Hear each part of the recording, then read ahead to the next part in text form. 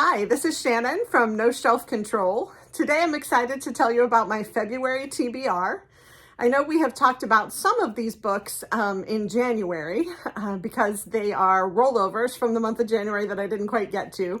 And some of them you've heard about as they've gotten added to my February TBR. But at the end of this video, there are at least 4 or 5 that we haven't talked about yet and that I'm really excited to share with you today. So let's get started. The first one I wanted to talk about is The Last Chairlift by John Irving. I know that we have talked a little bit about this because I was planning to finish it in January. I've read about 60% of it. It is a long, long book by my favorite author, and I'm going to have a lot to say about this one when I finish. I'm torn, so we'll see what happens, but this one is not going to be a hands-down success in my mind. So can't wait to finish it up and come back and tell you more about it. The second one we've also talked a little bit about in January. That's The Age of Vice by Deepti Kapoor. I've read about a third of this one, really enjoying it. I know that I came to you in January and talked just a little bit about the main character, AJ, and how much I was really enjoying him and how he's written. The book is taking lots of different turns. It's not what I thought it was when I started, but I'm still really enjoying it and moving my way through it. So I'll be back to talk about that. The third one I'm doing on audiobook, and that is Smoke Gets in Your Eyes by Caitlin Doughty. I've read 80% of that one. I'm almost finished, and I'm doing that on audiobook. It was recommended to me by 2 different friends, which is why I decided to do it. I have, as I said about the John Irving book, I have a lot to say about this one. I love the way the book's written. I love the narrator. The subject matter, the crematory, I don't know how much of that I really needed to read, but I'll get through it and come back with an opinion about that one in the near future. The next one is Vacationland by Meg Mitchell-Moore. This is the one that I chose based on a lot of your recommendations and based on what my book club was interested in for the February book club choice. So Vacationland by Meg Mitchell-Moore, I've just barely started it. I have until the 20th to finish it. And I've only read about 5%, but so far it's really good. I'm looking forward to it. There's a bit of a mystery in there, but it also seems to be a saga about a young woman. So I'm interested and can't wait to find out what's going to happen. The next one is Artemis by Andy Weir. This is the one that I'm reading with my son this month. It is definitely a sci-fi kind of book. If you remember correctly, Andy Weir is the guy who wrote The Martian, so it has that same kind of feel to it. The protagonist is a woman in this one, and it is set on the moon. So not Mars this time, we're on the moon, and there's actually a whole civilization that lives there, and we get to learn about, how that works, but also the main character's name is Jazz Bashara. And so Jazz also is in some trouble and going into some illegal activities. So we get to see what it is that she's up to and how that's going to turn out. So like I said, we're about halfway through that one. So the next few books I want to talk about are related to Blackathon for the month of February. I'm doing a lot of my reading with regard to Blackathon this year. And the first one, as you know, I chose the Granny Nanny team with your help. And so I'll be reading Riot Baby as part of the Granny Nanny team. Riot Baby is written by Tochi Onyebuchi. I'm about 10% of the way through that, really enjoying how it started. So we will see how that goes. The next 4 books that I'm going to talk about are all related to Blackathon, but Riot Baby is the one that was sort of assigned as part of the team. But so far, so good. Really enjoying that one. I'll be back to tell you more about it. Number 8 is The Nickel Boys by Colson Whitehead. This is one that you guys voted on as one of the books for the prompts for the Granny Nanny team for Blackathon.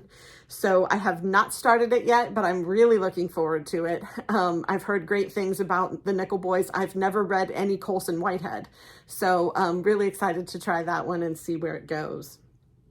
The next one is a little bit interesting. This is book number 9 on my February TBR. Now, when I introduced it to you and asked you to vote on it for Blackathon for the Granny Nanny team, I introduced it as being called Hold by Michael Doncourt. Since then, every time I look it up to go and get a copy of it from the library or to get a screenshot of the book cover to put up here, it's called Housegirl by Michael Doncourt. So I don't know what happened with the name change.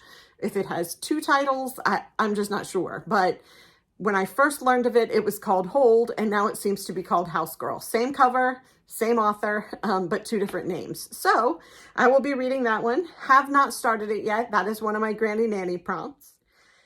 Number 10 on my list is Remembered by Yvonne Battle Felton, another of the choices for the prompts that you helped me make for Blackathon for the Granny Nanny team.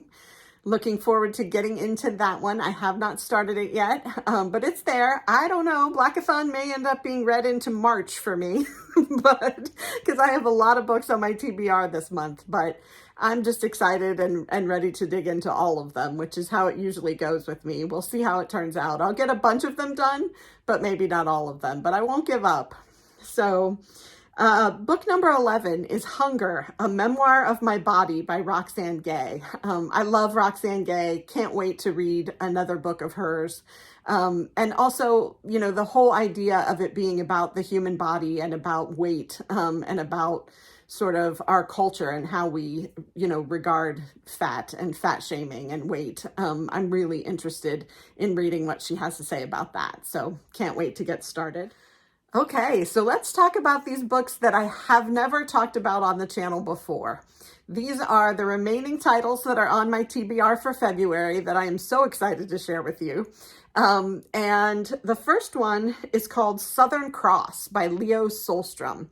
Now, this book was given to me by Indie Brag. If you don't know anything about Indie Brag is an organization that takes independently published books from their authors and farms them out to readers who are willing to give them a read and write a review.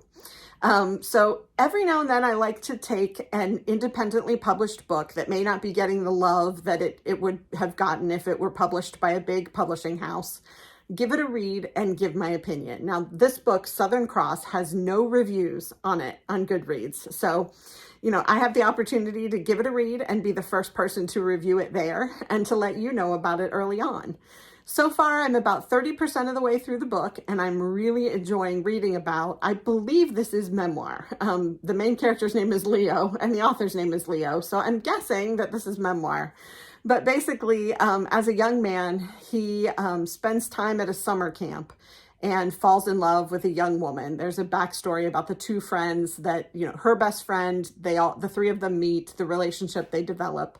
But she is from New Zealand, and she goes back home and he loses touch with her and then goes to New Zealand to try and track her down. So far it's really entertaining.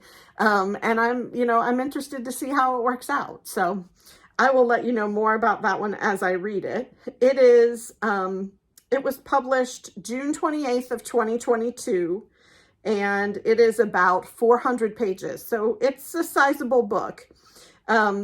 Here's what it says about the book. A young man named Leo wrestles with big changes in his life as he graduates from college, considers his future, and tries to reconnect with his lost love, Esther. His journey leads him far away from home, to Chicago, Southern California, and then all the way to New Zealand, where he discovers that Esther's life has fallen completely apart. With the help of family, friends, and even a few complete strangers, the two struggle to rekindle their love and find direction in life. So, pretty much what I said, but I've read the first 30% and have no idea what's going to happen next. So I will be back to let you know.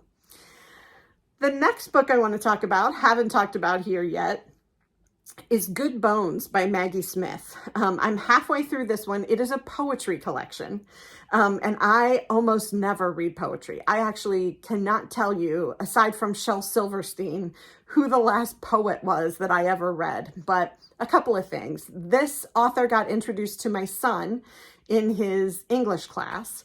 And also I found out that she's from the Central Ohio area where I live, and that she's coming to the Drexel in Bexley, Ohio on April 17th, and I have tickets. So I wanted to make sure that I read her a little bit more widely before I went to see her. I have to say, I am loving this poetry collection. It's a lot about mothering and being a mother. It just really speaks to me and pulls at my heartstrings. So excited about this one. It is, let's see, 99 pages, so very short, and they're poems, so they don't take long to read. It was published in October of 2017. Again, it's called Good Bones. And the blurb about it is poems written out of the experience of motherhood, inspired by the poet watching her own children, trying to read the world like a book they've just opened, knowing nothing of the characters or the plot.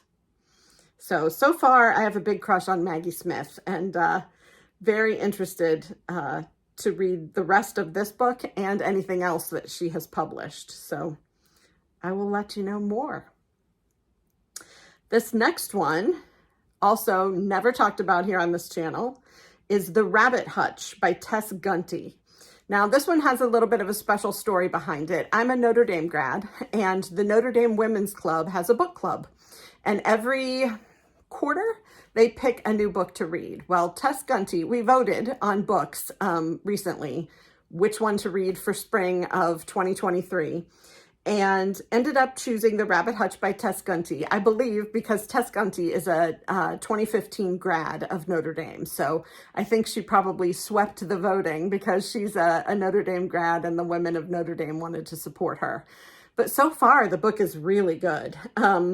It's about an apartment building, and you sort of go through the different apartments and hear little vignettes about what's going on in each one. And there's the thread of one character that sort of goes through the whole story. And her story is both riveting and difficult. So what can I tell you about this one? The blurb says, the automobile industry has abandoned Vacaville, Indiana, leaving the residents behind too. In a rundown apartment building on the edge of town, commonly known as the Rabbit Hutch, a number of people now reside quietly, looking for ways to live in a dying city. Apartment C2 is lonely and detached. C6 is aging and stuck. C8 harbors an extraordinary fear. But C4 is of particular interest. Here live 4 teenagers who have recently aged out of the state foster care system, 3 boys and 1 girl, Blandine. Hauntingly beautiful and unnervingly bright, Blandine is plagued by the structures, people, and places that not only failed her, but actively harmed her.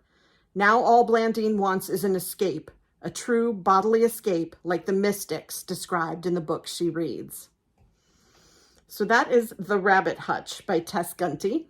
And as I said, the Notre Dame Women's Club Book Club has chosen this one, and I will be reading it for February. All right, the last book that I have for you is also a new one. This is a parenting book. I don't usually review parenting books, but I'm reading this one. I'm liking it. It's really relevant, and if you're a parent of any kind to boys, this might be a great book for you. So I have just barely started this one.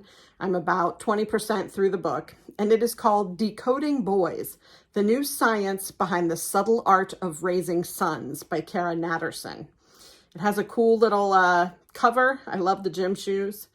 And it's about 288 pages, was published in February of 2020, and perfectly relevant to my life. So here's what it says about the book. When boys enter puberty, they tend to get quiet, or at least quieter than before, and parents often misread their signals. Here's how to navigate their retreat and steer them through this confusing passage by the best-selling author of the Care and Keeping of You series and Guy Stuff, the body book for boys. What is my son doing behind his constantly closed door? What's with his curt responses, impulsiveness, newfound obsession with gaming, and that funky smell?